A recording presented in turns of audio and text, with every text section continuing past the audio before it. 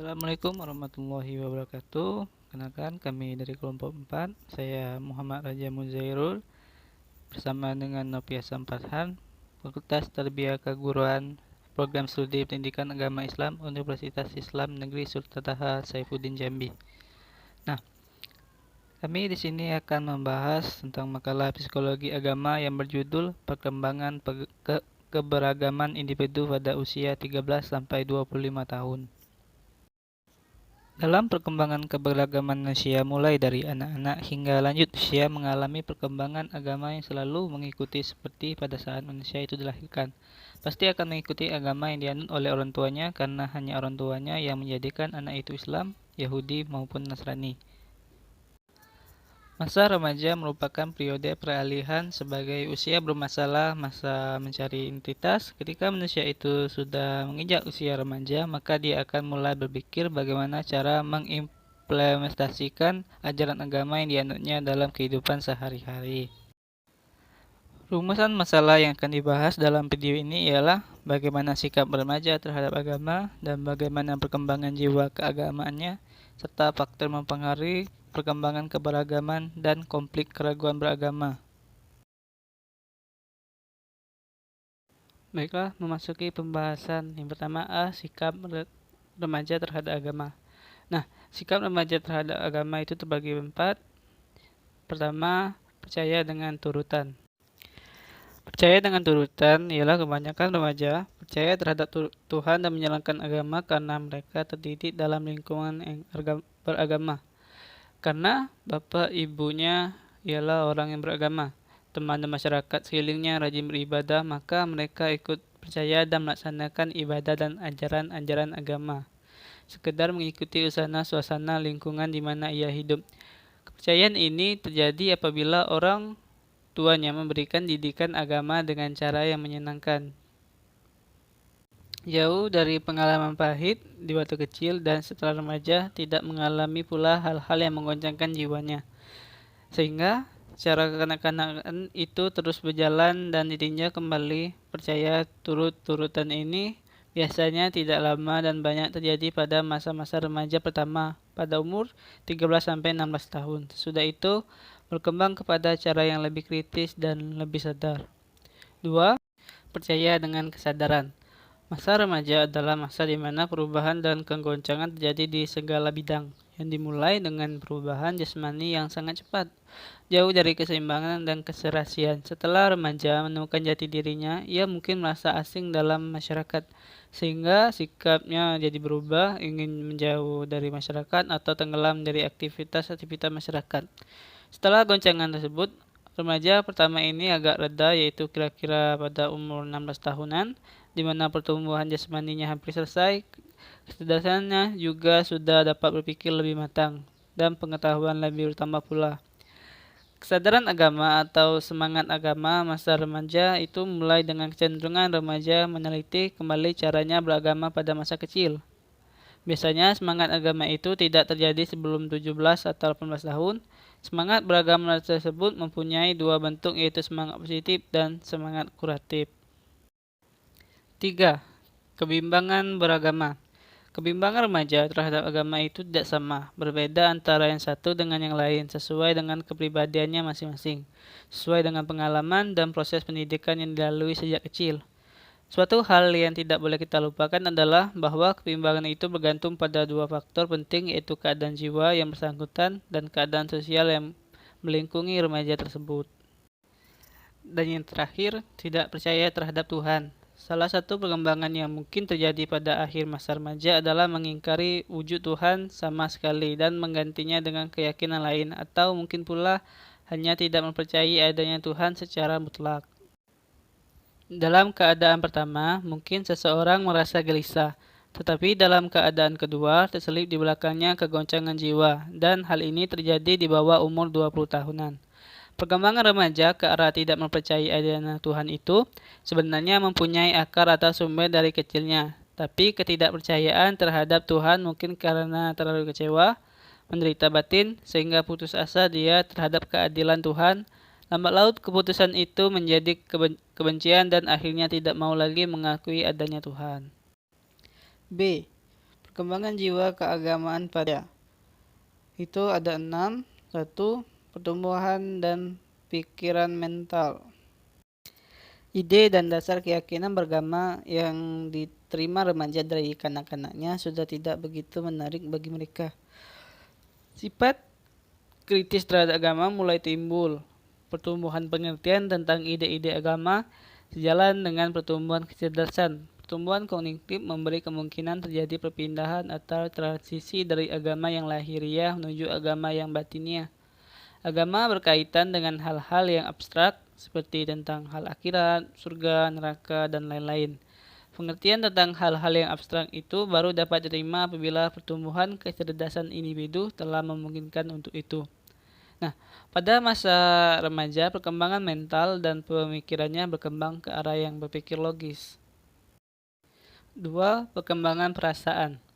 Masa remaja adalah masa bergejolaknya bermacam-macam perasaan yang kadang-kadang bertentangan satu sama lain. Kondisi ini menyebabkan terjadinya perubahan emosi yang begitu cepat dalam diri remaja, kestabilan perasaan remaja kepada Tuhan atau agama. Misalnya, kebutuhan remaja akan Allah.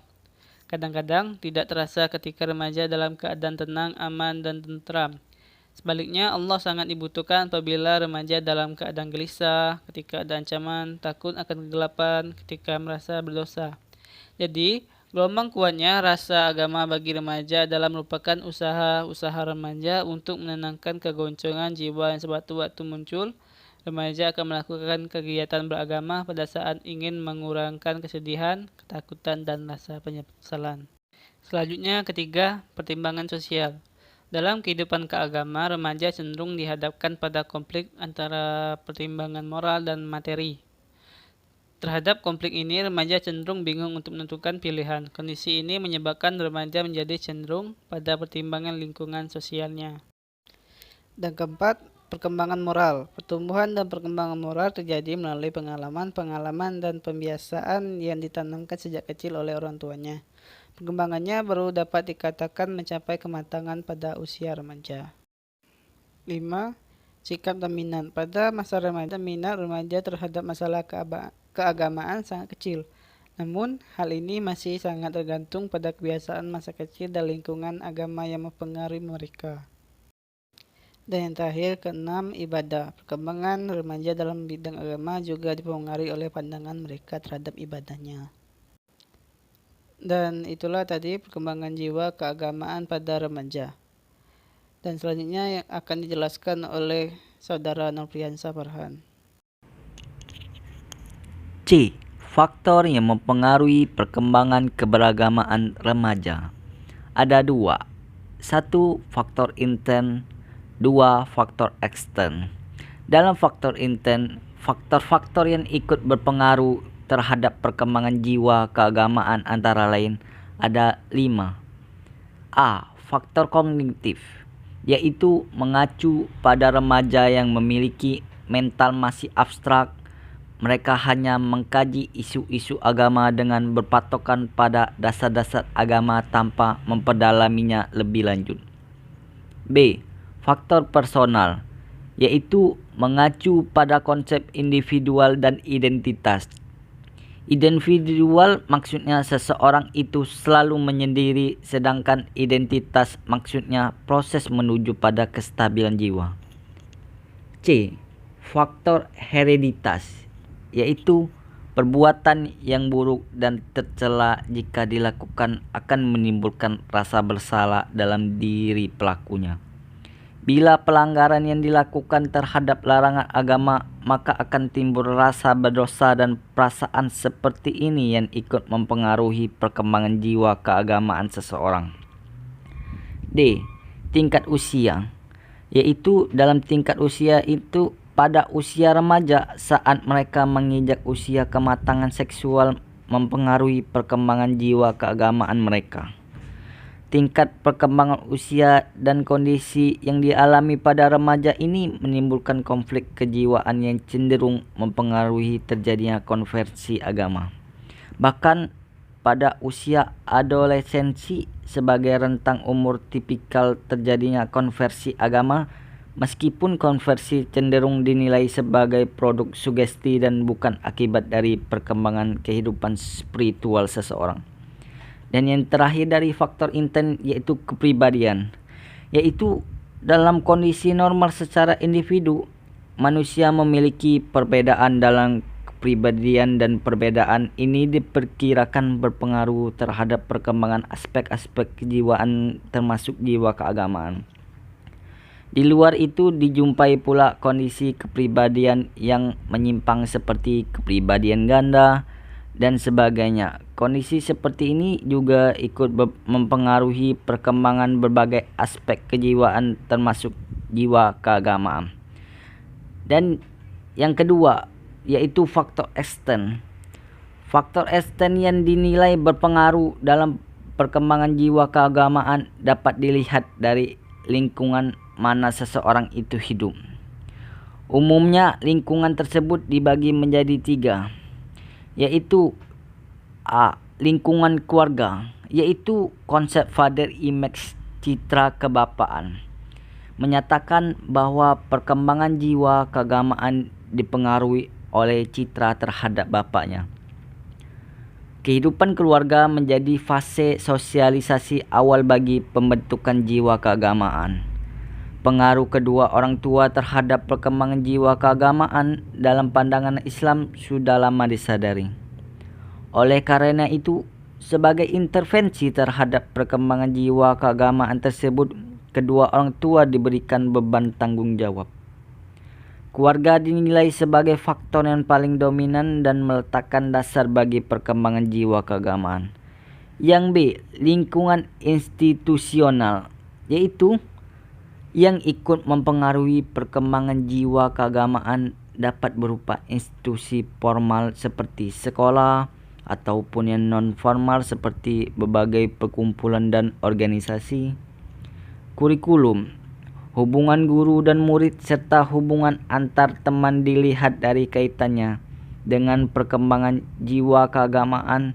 Tampaknya ketiga kelompok tersebut ikut berpengaruh sebab pada prinsipnya perkembangan jiwa keagamaan tidak dapat dilepaskan dari upaya untuk membentuk kepribadian yang luhur.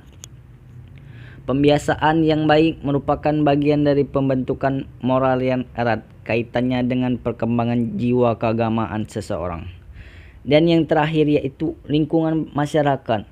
Lingkungan masyarakat yaitu yang memiliki tradisi keagamaan yang kuat akan berpengaruh positif bagi perkembangan jiwa keberagamaan. Sebab kehidupan keagamaan terkondisi dalam tatanan nilai maupun institusi keagamaan. Keadaan seperti ini akan berpengaruh dalam pembentukan jiwa keagamaan warganya. D. Konflik dan keraguan beragama pada remaja. Ada 6. Yang pertama, kepribadian. Tipe kepribadian dan jenis kelamin bisa menyebabkan remaja melakukan salah tafsir terhadap ajaran agama. Yang A, bagi individu yang memiliki kepribadian yang introvert, ketika mereka mendapatkan kegagalan dalam mendapatkan pertolongan Tuhan, maka akan menyebabkan mereka salah tafsir terhadap sifat Maha Pengasih dan Maha Penyayangnya Tuhan. Misalnya ketika berdoa tidak terkabul, maka mereka akan menjadi ragu akan kebenaran sikap Tuhan yang Maha Pengasih dan Penyayang Tuhan tersebut. Kondisi ini akan sangat membekas pada remaja yang introvert walau sebelumnya dia taat beragama. Yang B pun dalam kepribadian yaitu perbedaan jenis kelamin. Wanita yang cepat matang akan lebih menunjukkan keraguan pada ajaran agama dibandingkan pada laki-laki cepat matang. Yang kedua, kesalahan organisasi keagamaan dan pemuka agama. Kesalahan ini dipicu oleh dalam kenyataannya terdapat banyak organisasi dan aliran-aliran keagamaan. Dalam pandangan remaja, hal itu mengesankan adanya pertentangan dalam ajaran agama. Selain itu, remaja juga melihat kenyataan dalam kutip tidak tanduk keagamaan para pemuka agama yang tidak sepenuhnya menuruti tuntutan agama. Yang ketiga, penyataan kebutuhan manusia. Pada dasarnya manusia memiliki sifat konservatif, yaitu senang dengan yang sudah ada. Namun di sisi lain, manusia juga memiliki dorongan curiosity, yaitu dorongan ingin tahu. Kedua sifat bawaan ini merupakan kenyataan dari kebutuhan manusia yang normal. Dengan dorongan curiosity, maka remaja akan terdorong untuk mempelajari atau mengkaji ajaran agamanya. Jika dalam pengajian itu terdapat perbedaan-perbedaan atau terdapat ketidaksengajaan dengan apa yang telah dimilikinya atau konservatif, maka akan menimbulkan keraguan. Yang keempat, kebiasaan. Kebiasaan ini remaja yang sudah terbiasa dengan suatu tradisi keagamaan yang dianutnya akan ragu untuk menerima kebenaran ajaran lain yang baru diterima atau dilihatnya. Yang kelima, pendidikan. Kondisi ini terjadi pada remaja yang terpelajar.